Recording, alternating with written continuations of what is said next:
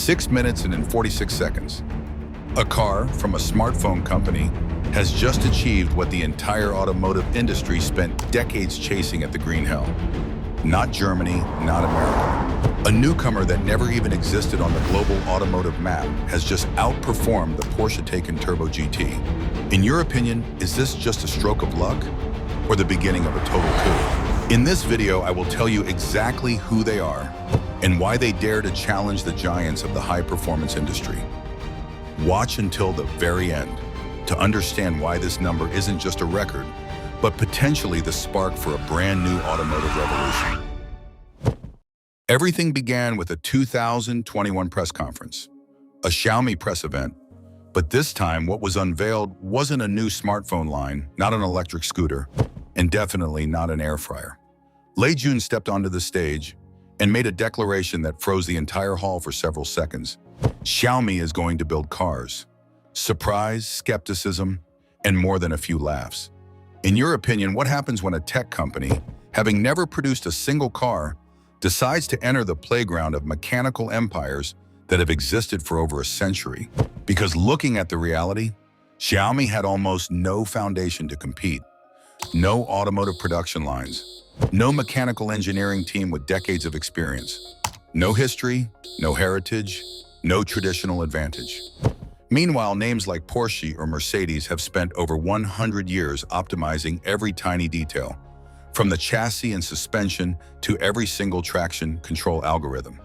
Do you think a smartphone company could bridge that gap in just a few years? That is exactly why most of the world believes Xiaomi would fail, or at the very least, take decades to reach an acceptable standard. But in 2025, that car appeared at the Nürburgring, the green hell, widely regarded as the ultimate gauntlet for any high-performance machine on Earth. A track over 20 kilometers long with 157 corners, where a single micro-error is enough to shatter a vehicle's entire operational system. 6 minutes and 46 seconds, a number that doesn't just shatter expectations, but raises a much larger question. Is this just a speed record? Or the first sign that the entire automotive industry is on the brink of a total redefinition? Because from a mock declaration in 2021 to a figure that silenced the world at the green hell, perhaps the most terrifying thing isn't how fast the car is, it's how it was created.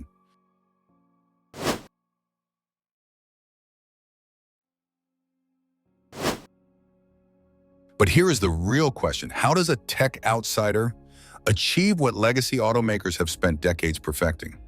In your opinion, how did they bridge that gap so quickly? The answer isn't about working faster. It's about the fact that they refused to follow the traditional path from day one. To understand this, we have to look at the very foundation upon which the entire industry is built. Traditional aluminum is the bedrock of the modern EV. Look at the current landscape from high-end icons like the Porsche Taycan and Audi e-tron GT to the Tesla Model S. And even mass-market electric cars most rely on chassis and body structures made of aluminum alloys. For years, this was the gold standard, the perfect balance of weight, cost, and mass production efficiency. But here's the catch. When you strip these cars down and look past the branding, you realize they all share the same physical bottleneck: the inherent limits of aluminum. In your opinion, what happens when an entire industry hits a plateau with its primary material? Consider the trade-offs. Compared to high-strength steel, aluminum sheds significant weight, but it lacks a distinct fatigue limit. This means that under constant, repetitive stress acceleration, heavy braking, aggressive cornering, the structure inevitably weakens over time, even if the forces never exceed the original design specs. Then look at carbon fiber.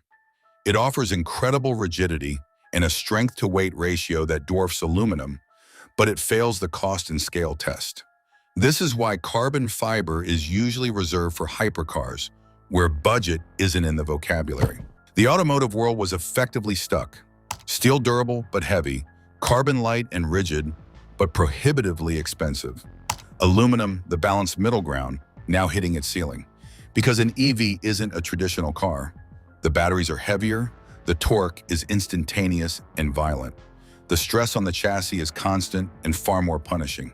This means the material doesn't just need to be light. It must endure millions of load cycles without losing its integrity. This is the exact gap Xiaomi identified, a void the rest of the industry hadn't filled. If you stick with off-the-shelf aluminum, you're stuck in a loop of compromises: weight versus durability, performance versus longevity, cost versus scale. In your opinion, if the foundation is fundamentally capped, can any amount of optimization ever lead to a true breakthrough? Xiaomi didn't try to tweak aluminum. They transcended it. Instead of picking from a catalog, they built an AI-driven material science system to engineer an alloy from the molecular level. They simulated over 1 million different alloy combinations in a virtual environment to find a new equilibrium of strength, weight, and manufacturability. 10 million simulations. That is enough data to leapfrog decades of traditional R&D. The result wasn't just a better alloy, it was a material specifically engineered for an entirely new philosophy of construction. In your opinion, if the material changes, can the factory stay the same? The answer is no. And that's when Xiaomi made its move. They didn't just change what the car was made of, they changed how the car was born. Instead of stamping and welding hundreds of separate metal parts, they mastered monolithic die casting, hypercasting. Molten metal is injected into a mold under staggering pressure to create a seamless, unified structure in a single shot. This eliminates nearly all joints, the primary culprits behind vibration, noise, and structural fatigue. Are you just improving the car, or are you rewriting the logic of its existence? This is the core differentiator. While traditional auto giants were trapped between steel, aluminum, and carbon, each with its own baggage, Xiaomi engineered a fourth way: a new material, a new process, a new paradigm. When these three elements collided, the result wasn't an incremental gain. It was an entirely different platform. A car called the Xiaomi SU7, the first step in a system designed to shatter the limits that have constrained automotive engineering for over a century.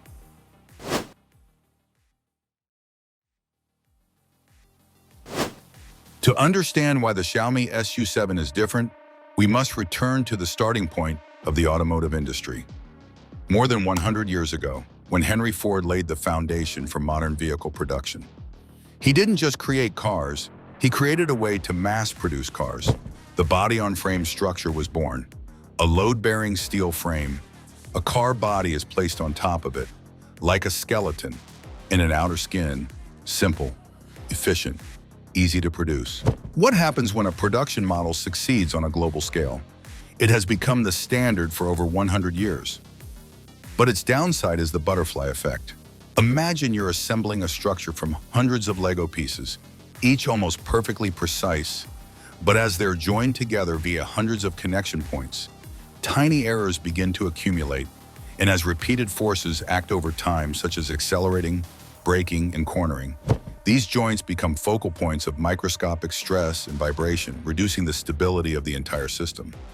If each joint is misaligned by just 0.1 millimeters, then after hundreds of joints, what will be the total deviation? This is the core limit of the traditional chassis. Cumulative error, stress concentration, weakening over time. And as we enter the era of electric vehicles, these limits become even more apparent because high-performance models like the Tesla Model S Plaid or Porsche Taycan Turbo GT are not only faster, but also heavier, with a large battery pack placed under the floor, forcing the entire chassis to bear a constant load, much like attaching a giant weight to the bottom of a structure that already has many connection points. In your opinion, if the foundation is not rigid enough, what will happen when the car takes a corner at extremely high speeds? Automakers are forced to reinforce with more material, increase thickness, and add support bars. But this creates a familiar paradox. The more you reinforce, the heavier the car becomes. The heavier it is, the more performance drops. And when performance drops, they have to compensate with the more powerful motor or a more complex control system. An optimization loop with no end. This is the evolutionary trap of the automotive industry, where everything is continuously improved but cannot break the fundamental limits, because the entire production system has been built around the old way, and changing it is not just a technical decision, but an economic and systemic one. If you have invested billions of dollars into the current online, would you dare to scrap it to start over? And this is where the Xiaomi SU7 makes the clearest difference. Because instead of continuing to optimize a system that has hit its limit, they chose to change right from the foundation, asking a fundamental question. Does a car really need to be divided into hundreds of parts and then joined together? Or can it be created as a unified block from the start? Just like the way you cast a seamless metal part instead of welding many segments together. The core difference of the Xiaomi SU7 does not lie in speed or design, but in the very way it is born, when the entire chassis structure is no longer a collection of hundreds of individual parts, but is formed through hypercasting technology as a unified block, turning the car from an assembled product into a structure created from the ground up. Imagine two metal bars, but one bar is welded from many small segments. One bar is cast as a single block. When the car frame becomes a seamless block, force is no longer dispersed through the joints. Still, it is transmitted continuously throughout the entire structure, helping to increase torsional rigidity, reduce vibrations, and eliminate cumulative error factors that the traditional automotive industry has had to accept as an inevitable part of the process for over 100 years.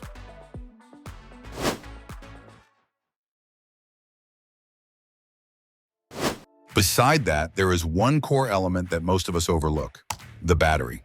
Not the motor, not the design, but the factor that determines how long the car can sustain its performances. In today's high-performance electric vehicles, like the Tesla Model S Plaid or Porsche Taycan Turbo GT, the battery is typically designed as a large modular pack placed under the floor, composed of hundreds of small cells, accompanied by a liquid cooling system running through thermal channels to help control temperatures under normal operating conditions. However, when entering extreme environments like a racetrack, where the battery must continuously discharge energy at high power, the heat generated rises faster than the cooling capacity, forcing the system to throttle power to avoid overheating. In other words, you can be very fast, but you can't be fast for long. In your opinion, what happens to a 1,000 horsepower car? Can that only sustain it for a few minutes? This is the greatest weakness of current high-performance EVs' peak performance, but not sustainable. In reality, a Tesla Model S Plaid can accelerate extremely fast for the first few runs, but after multiple consecutive sprints, the system begins to limit power due to heat, causing a noticeable drop in performance. Similarly, the Porsche Taycan Turbo GT is better optimized for thermal management, yet it still relies on a complex cooling system that consumes significant energy to maintain stable performance over long periods. In your opinion, if the battery is the fuel tank of an EV, is capacity more important, or the ability to discharge steadily and continuously? This is where a different approach creates the gap. Instead of just increasing capacity or peak power, some new systems focus on discharge density and the ability to maintain stable performance over long durations by optimizing cell structure, reducing internal resistance, and especially deeply integrating the cooling system directly into each battery cell, rather than just cooling at the modular level as before. Let's imagine two systems, one cooling from the outside, one cooling directly from inside each cell. In your opinion, which system reacts faster when the temperature spikes suddenly? That is the difference between controlling heat and keeping up with heat. When a battery can maintain a stable temperature throughout high-power discharge, performance no longer degrades over time. Instead, it maintains continuous stability over more than 20 kilometers.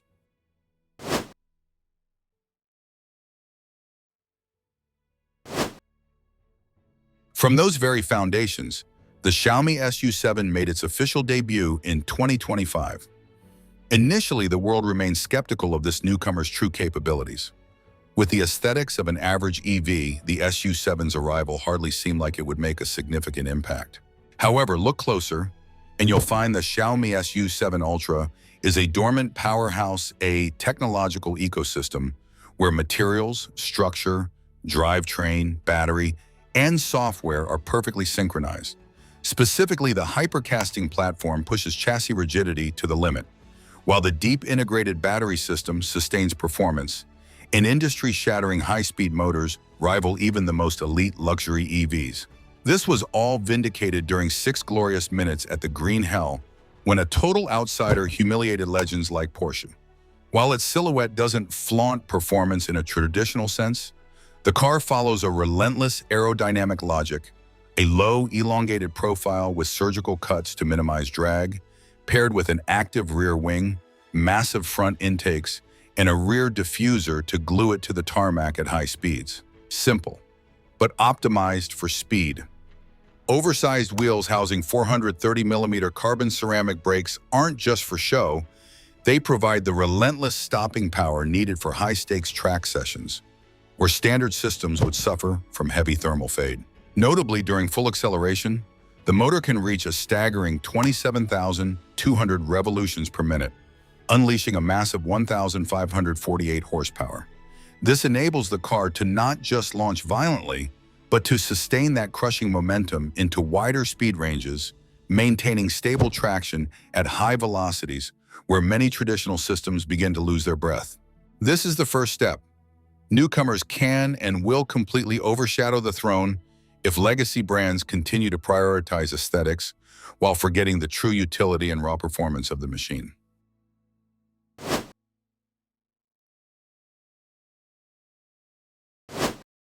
But if you look deeper, this is not just a story about a car. It is a story about two completely different mindsets.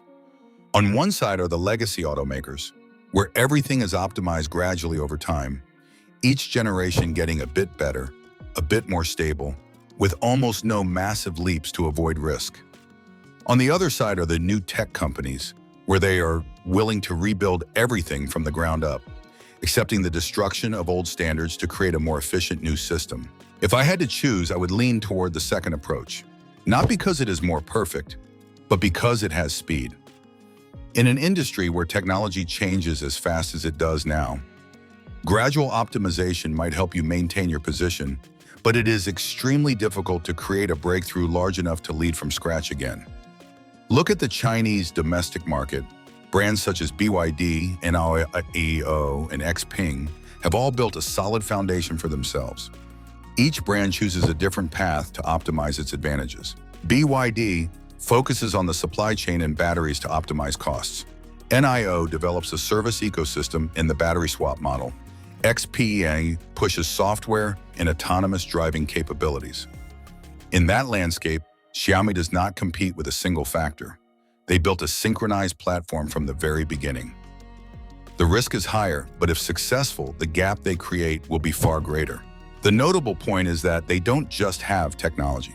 They have an ecosystem, something that very few legacy automakers truly possess. When the car is no longer an independent product, but becomes part of a larger ecosystem, its value lies not just in mobility, but in how it connects to the entire user experience. And this is where tech companies have a clear advantage. However, potential does not equate to guaranteed success. Xiaomi still has a gap to overcome. That is long-term reliability. That is the refined driving feel. These are things that only time can prove. Legacy automakers are not fast, but they are very solid. Therefore, in the short term, the playing field remains balanced. But in the long run, the advantage may shift to those who are able to adapt more quickly. And if Xiaomi continues to maintain its current pace of development, not just catching up, but pulling ahead, is an entirely possible scenario.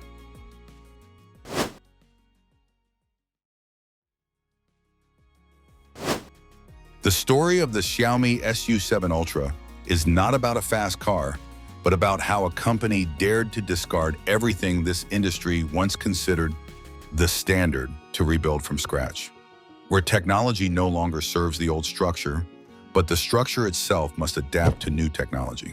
While many automakers in Germany and the US are still bound by billion-dollar factories and production processes that have existed for decades, where every change carries immense risk, Xiaomi entered the game with a unique advantage. It has no legacy to protect. What do you think? Can traditional automakers catch this wave? Or will the new era belong to tech companies? Leave your comments below and don't forget to subscribe to the channel to discover more technologies that are changing the world.